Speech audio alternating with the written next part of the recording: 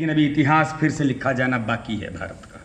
ये भी बाकी है, ये बाकी है।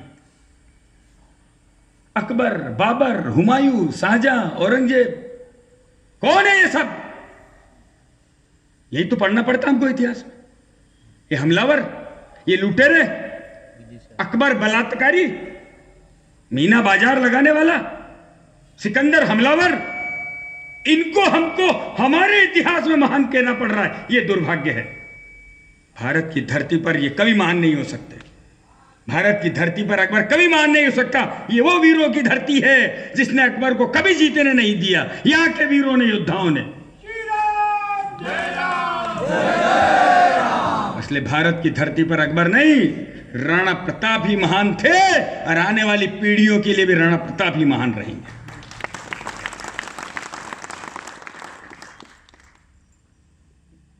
वो गौरवशाली इतिहास हमारे पूर्वजों का देश की पीढ़ी को बताने की जरूरत है, पढ़ने की जरूरत है, पढ़ाने की जरूरत है। गीत में थी ना पंक्ति कि रक्त राणा का, रक्त राम और कृष्ण का। ये हमको षड्यंत्र पूर्वक हमें बताया ही नहीं गया कि हमारे शरीर में, नसों में किसका रक्त दौड़ता है, हम किसकी संतानें हैं। हम ऐसे ही क्या? दुनिया कुछ ही वर्षों में इस्लाम कबूल हो गई। हम 1300 साल से लड़ रहे हैं और लड़ेंगे तब तक जब तक इस धरती से इस्लामी आतंकवाद को समाप्त नहीं कर देंगे, तब तक लड़ेंगे, तब तक लड़ेंगे। और इसलिए वो गौरवशाली इतिहास, हमारे पूर्वजों का शौर्य और पराक्रम का इतिहास, वो जयमल फत्ता का इतिहास, वो कल्लाजी राठौड़ का इतिहास, इस देश की पीढ़ी को पढ़ाने की जरूरत है। लव जिहाद का समाधान हमारी बहनों को रानी पद्मिनी के शौर्य और जौहर और पराक्रम का इतिहास पढ़ाने की जरूरत है। पन्ना धाय का इतिहास, ये कैसा भारत का इतिहास है। इससे मनोबल ऊंचा होता है। मनोबल ऊंचा होता है जो करना वो करना, जो नहीं करना वो नहीं करना, जो बोलना वो बोलना, जहां नहीं बोलना वहां नहीं बोलना, जहां जाना वहां जाना, जहां नहीं जाना वहां नहीं जाना। किससे हमारी रिश्तेदारी, किससे हमारी मित्रता, किससे हमारा लेन देन। जो भारत मां की जय नहीं बोले, जो हमारी बहनों पर बुरी निगाह रखे, जो हिंदुओं को मौका मिलते गर्दन काटने की तैयारी करे, उससे हमारा संबंध किस बात का, किस बात का संबंध हमारा? इसको समझने की जरूरत है। जब यह होता है तो मनोबल ऊंचा होता है। अपने माता पिता को प्रणाम करने से, उनकी सेवा करने से मनोबल ऊंचा होता है। अपने धर्म, अपनी संस्कृति, अपने भगवान के प्रति श्रद्धा रखने से। क्या है वहां? कई बार देखा ना हमने, लाइन लगी रहती है, माथा टेकने वालों की, चद्दर चढ़ाने वालों की, और ज्ञान बांटने वाले हमको ही ज्ञान बांटेंगे। अरे शंकर जी दूध मत चढ़ाओ, होली मत मनाओ, पटाखे मत फोड़ो, हैं? वो फिल्मों में नाचने वाले नचइए। एक दिन फोन आया मेरे पास भोपाल से, अरे वो आश्रम एपिसोड बन रहा है। तो मैंने, मुझे क्या मालूम, बनने दो। बोले नहीं नहीं, उसमें हमारे संतों का बड़ा अपमान है। आश्रम कोई, मुझे तो पता नहीं, कोई वेब सीरीज बन रही है। बोले वो एक प्रकाश झा नाम का कुछ कोई फिल्म निर्माता है वो। तो मैंने कहा तो बोले, मैंने कहा भाई तुम मुझे क्यों शिकायत करो? बोले आपको नहीं करे तो किसको करे? मैंने कहा भाई शिकायत प्रकाश झा ने तुम्हारी करनी चाहिए। भोपाल हो गया काम, खबरें पढ़ी होगी आप। बिल्कुल बिल्कुल हैं? कांड करने के मतलब किशन जी बेटे हम जोधपुर में बैठे थे एक दिन। जो बजरंग दल को कहे कि ISIS जैसा है, बोको हराम जैसा है, लिखा ना पुस्तक में, एक ने सलमान है। तो हम बैठे थे वहां पर जोधपुर में, तो बात चली उसका घर कहाँ है, तो बोले नैनीताल में है। तो हमने फोन किया नैनीताल में, क्यों रे? जो हमको बोको हरम बोले, ISIS बोले। मैंने कहा जोधपुर वाले कह रहे हैं हमारा यहाँ होता तो अग्निदेव को समर्पित होता घर उसका। हो गया हो गया हो गया, हाँ वो भी हो गया। दुनिया के लोगों को डर लग रहा है ना बजरंग दल से, तो डरना जरूरी है। सारे के गद्दार, सारे हिंदू विरोधी, सारे भारत विरोधी, उनको डराने के लिए हम बजरंग दल में हैं। इसलिए हम, और जो देशभक्त है, जो भारत मां के लाल हैं, वे सब निर्भय होकर भारत मां की सेवा करें, उसी के लिए हम बजरंग दल में, उसी के लिए हम। बजरंग दल का मतलब क्या है? बजरंग दल जहां है, इसका मतलब है कि वहां धर्मांतर नहीं है। बजरंग दल है, इसका मतलब वहां कोई लो जिहाद नहीं है। बजरंग दल है मतलब वहां कोई लैंड जिहाद नहीं है। बजरंग दल है मतलब वहां कोई ड्रग जिहाद नहीं है। बजरंग दल है मतलब वहां पर किसी प्रकार माता और बहनों का अपमान नहीं है, बड़े बुजुर्गों का जहां सम्मान है, जहां ऊंच नीच छुआछूत का भेदभाव नहीं है, जहां हिंदू संगठित होकर रहता है, इसका मतलब है कि वहां बजरंग दल है।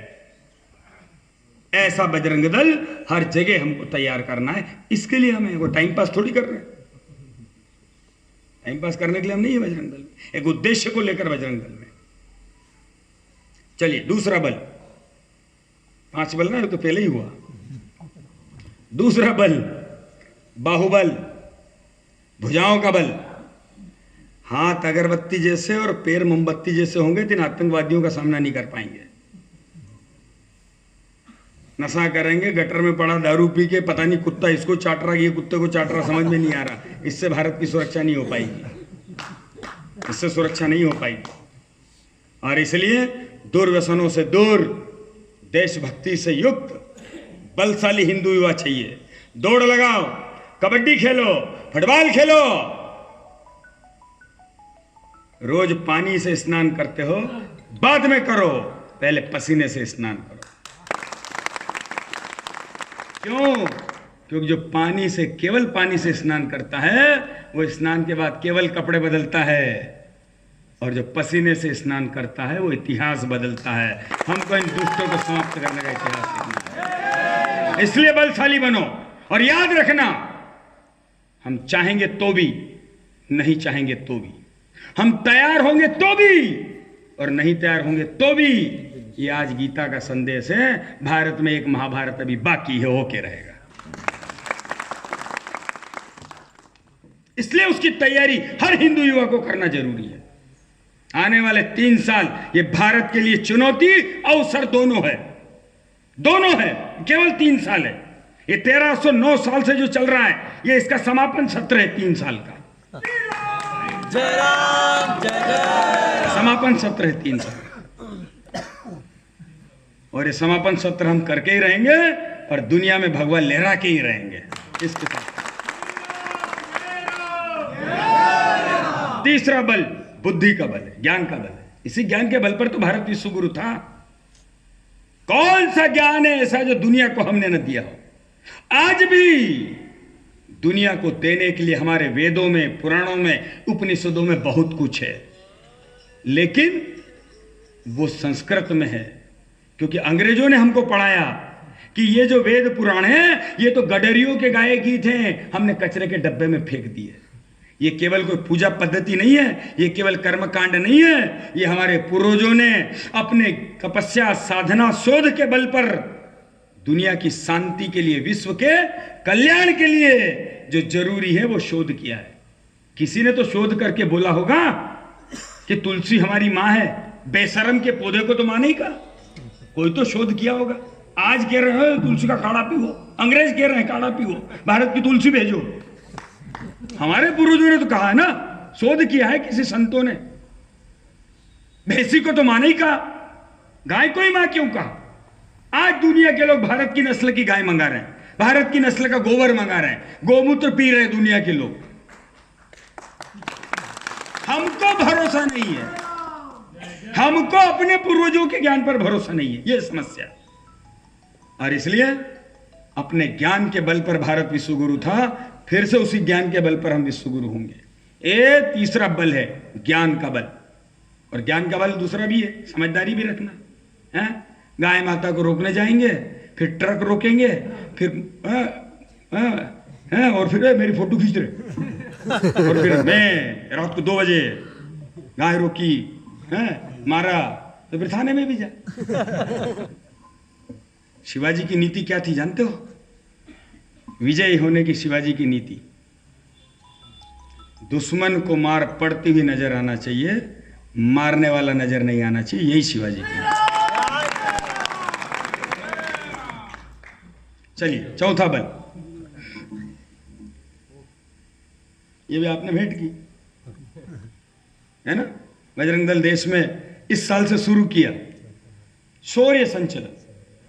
गीता जयंती पर शौर्य दिवस पर भारत में शौर्य संचलन, हिंदू युवाओं का शौर्य संचलन पूरे भारत में निकल रहा है। ये पहली बार इस साल से।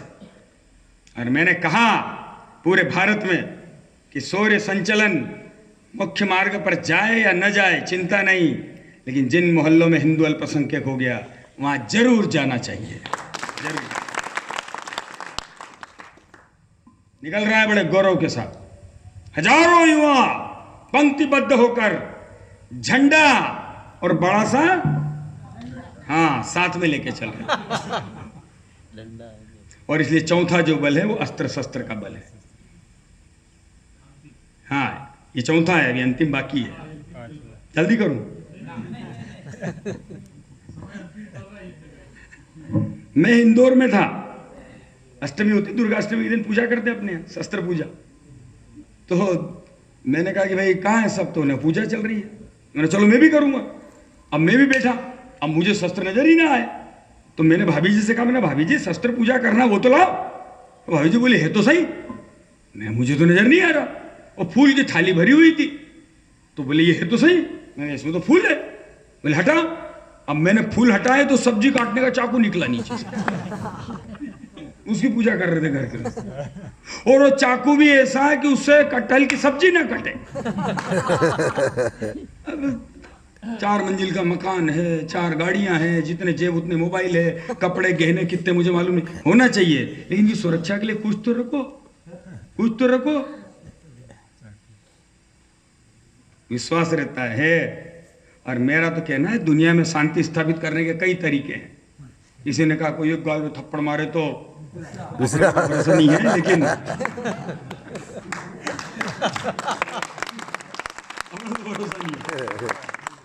अपना तो शांति स्थापित करने का सीधा सा तरल है, अपनी तलवार पजाकर रखो, दुनिया में शांति रहे।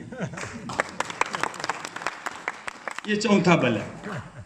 और आखिरी और पांचवा बल संगठन में शक्ति। इसी पर आक्रमण है हिंदुओं का। ये जो भारत विरोधी है ना, इन सब के पास ये आखिरी है, हिंदुओं को आपस में लड़ाने में आखिरी।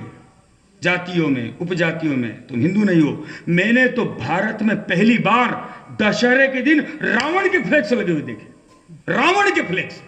और क्या लिखा था, हुतात्मा प्रकांड विद्वान रावण को उसके बलिदान दिवस पर श्रद्धांजलि। क्यों? ये राक्षसी संस्कृति को फिर से पैदा करना है। हम रावण के वंशज हैं, हम महिषासुर के वंशज हैं। ये राक्षसी वृत्ति इस देश के अंदर फिर से खड़ी करने का प्रयास किया जा रहा है। हिंदुओं को आपस में, हिंदू को हिंदू से लड़ाने का षड्यंत्र रचा जा रहा है। और इसलिए हमको ये ज्यादा सावधान रहने की जरूरत है। हमारी जाति अलग हो सकती है, हमारी भाषा अलग हो सकती है, हमारा पहनावा अलग हो सकता है, हमारा खान पान अलग हो सकता है, लेकिन बद्रीनाथ धाम से लेकर रामेश्वरम तक और जगन्नाथपुरी से लेकर द्वारिकापुरी तक फैली शस्त्रजन भारत भूमि, ये हमारी माँ है, हम सब इसके बेटे बेटी हैं। राम जी का मंदिर अयोध्या में बने, और मेरे सागवाड़ा में अगर राम जी का मंदिर है तो वहां कोई प्रवेश नहीं कर सकता, ये नहीं चलेगा, ये नहीं चलेगा। बिल्कुल। राम जी का मंदिर अयोध्या में भी है, तो यहां पर भी कोई हिंदू ऐसा नहीं है जिसके साथ ऊंच नीच छुआछूत का भेदभाव जाति के आधार पर हो। ये कभी स्वीकार नहीं है, ये नहीं होने देना, ये हमारी भूमिका है। भारत की धरती में एक एक जाति का गौरवशाली इतिहास है। कोई भी जाति भारत में हो, वो बिना पराक्रम किए, बिना इस्लाम के आतंकवादियों से लड़े जीवित नहीं है, हर एक लड़े हैं। और इसलिए किसी हिंदू को जातिगत अपमान करना, यह राम का अपमान है, ये राम का अपमान। और इसलिए आइए हम सब मिलकर, कभी थे अकेले तब न डरे हम, आज 120 करोड़ है, अब क्या डरेंगे। चट्टानों से टकराने वाले हम हिंदू हैं, जो हिंदू से टकराएगा मौत अपनी मरेगा। दुनिया में भगवा लहराया था, हाँ फिर से लहराएगा। इस संकल्प के साथ संगठित और समर्थ होकर हर सप्ताह साप्ताहिक मिलन, साप्ताहिक सत्संग, ये विश्व हिंदू परिषद का नियमित काम है।